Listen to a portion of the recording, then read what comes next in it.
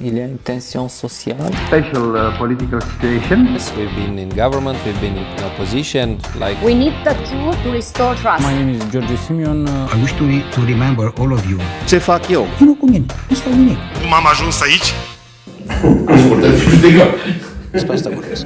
Madam President, is it realistic to believe Putin can still lose? I think he has already lost in the sense that he has not reached any of the objectives of the military objective that he had at the start of the aggression towards Ukraine. He has lost all military prestige.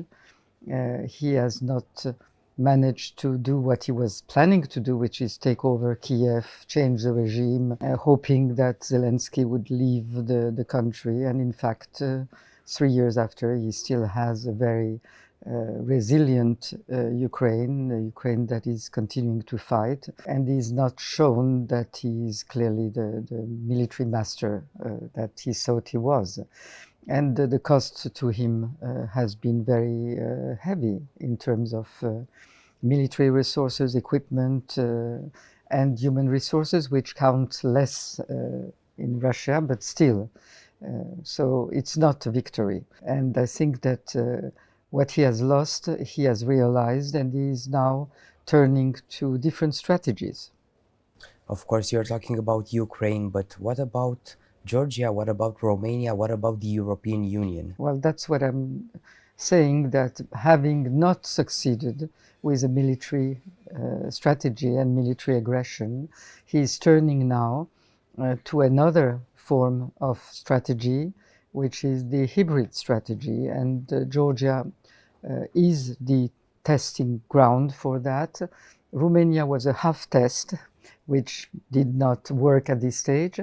Moldova has been also a kind of test of how do you manage to take over countries without military might, but with democratic instruments, so-called democratic instruments, by manipulating elections, by using intense propaganda that is relayed by many different instruments. And that's what we're seeing today in Georgia in a full scale. You have had small scale, and in a full scale that is something that we have seen starting before the elections, the propaganda, the use of Russian laws, the use of government that gradually appeared as being a proxy government that works essentially for Russian interests, and that has taken, by its own decision, Georgia away from its European path, has said that it stopped the European integration, and is cutting Georgia from what has been, since the independence, the common aspiration of more than 80% of the population, according to all the opinion polls that we ever had in this country. You often say that freedom is a daily fight. How much of this fight is actually happening here, and how much of it is just being ignored?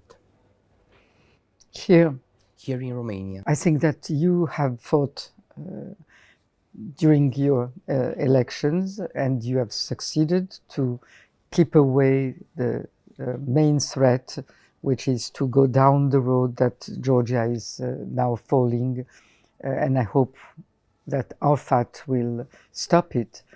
But it's a fight that continues. It's not just because you prevent one elections to bring about the type of process that we've seen in Georgia that the fight is over, because we see it all over Europe, in fact, this propaganda machine, which is something that the Russians master much better than they master the military intervention. Propaganda has been their instrument of favor all the time. For Mr. Putin, it's certainly an instrument that he manages much better, because he has been an old KGB, and there are no old KGBs, so he's still very much in this business and understands it better. And it's a strategy that doesn't cost anything to Russia directly. it does not attract sanctions because it's something that is indirect, hybrid, and they can use all kinds of different new technologies, and you've seen social networks, TikTok being used, and it's very more difficult to prove. Military aggression is very evident. Where does it come from? Who is the responsible? In the hybrid strategy, it's always much more difficult to see clearly and to denounce.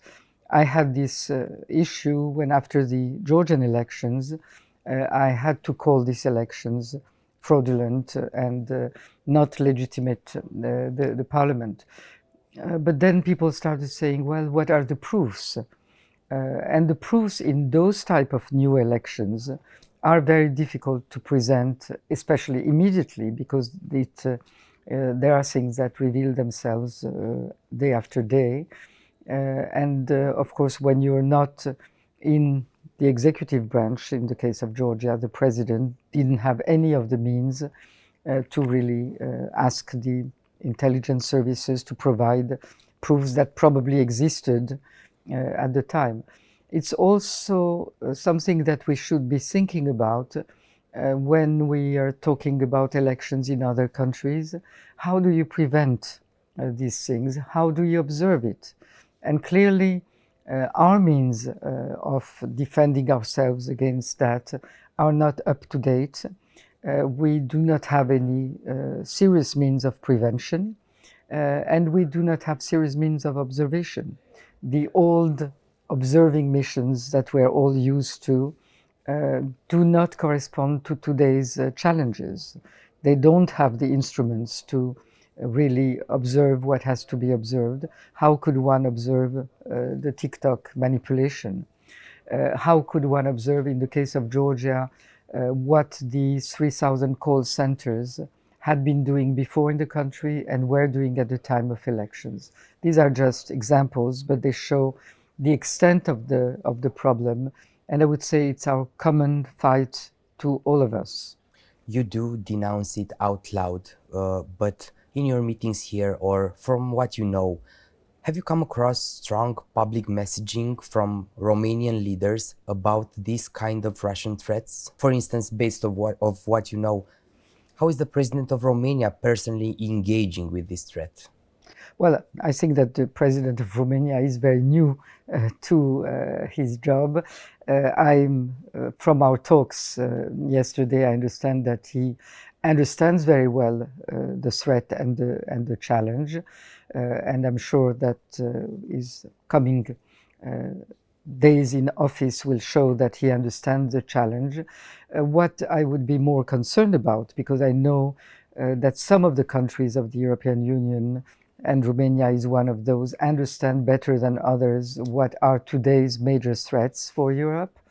But for the time being, at least, the European Union institutions do not seem to be reacting as efficiently or as reactively as they should.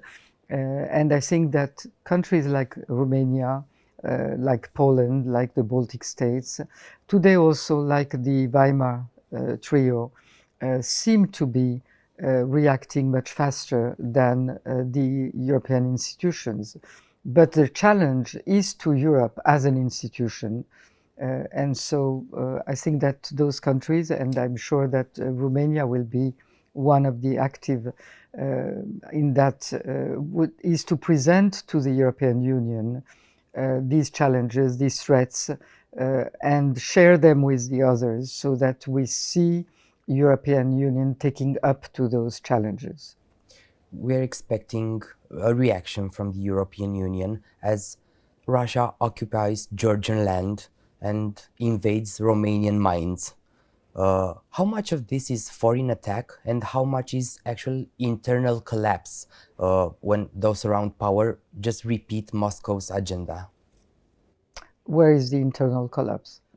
Because when those around power repeat the Moscow's agenda, isn't it an internal collapse? It's a question.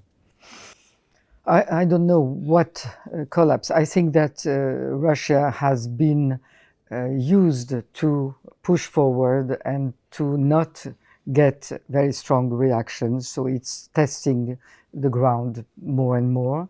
And especially that now that it has not succeeded as it wanted in Ukraine and in the military, purely military field.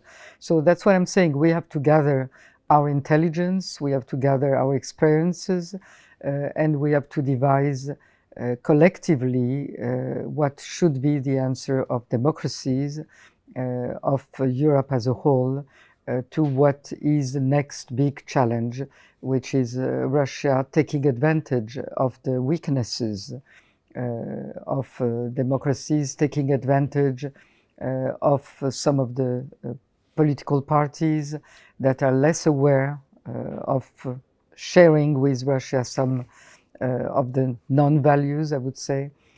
All of that needs more maybe direct talk and more awareness among the population. So we have to have a counter propaganda to the Russian propaganda. And you're calling for a stronger reaction from the EU.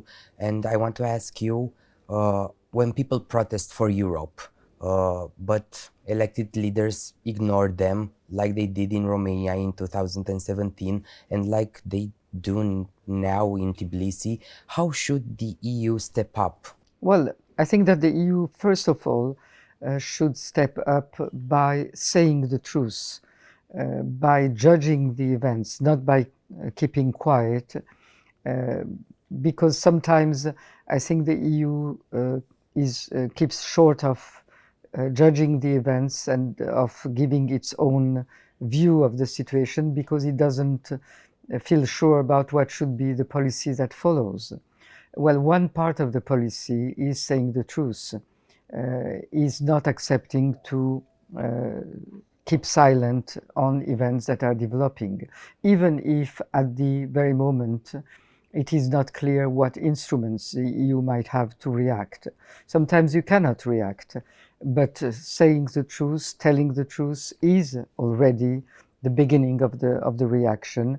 And then one has to think about what would be the instruments and study what are the instruments. And I'm sure that there are more instruments than what the EU itself feels that it has, because after all, the EU is an enormous power, economic and political, and hopefully tomorrow military. So it would be absurd to think that the EU cannot do anything about a very small country like Georgia that is a candidate country to the European Union and suddenly saying, I don't go in your direction because some leaders have decided so against the will of the people, and the EU cannot do anything to support, to help. That's a big question for the credibility then of the European foreign policy and its future military policy. So I think that it can do more through all the instruments it has had over the years. It has invested a lot in both our countries. So at least it should defend its investment. So you do believe in a more militarized European Union? Well, I think I've always thought before, even in my previous life when I was as a diplomat of France and Europe, I've always thought that such a power is only finished and full when it has also the military instruments.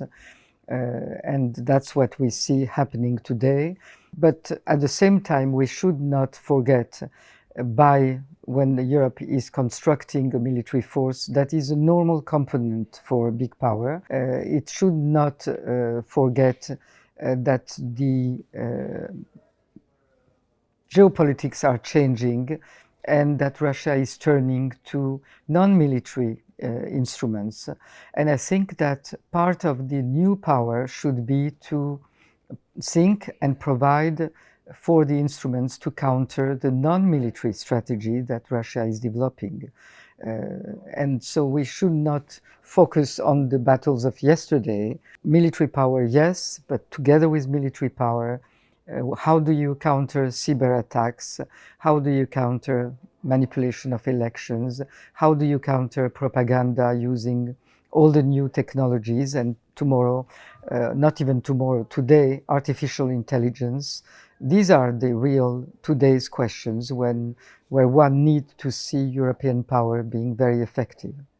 My last question, given Trump's recent claims and promises, plus the risk of a new war pulling his attention in the Middle East, should Eastern Europe start hoping or just hold its breath? I think like the whole world, it's not Eastern Europe separately or specifically. Everybody is holding its breath because we see that there are enormous crises in the world, but at the same time, that does not mean that one should not be moving forward. There is no time to stop and hold the breath. Madam President, thank you very much for this dialogue. Thank you.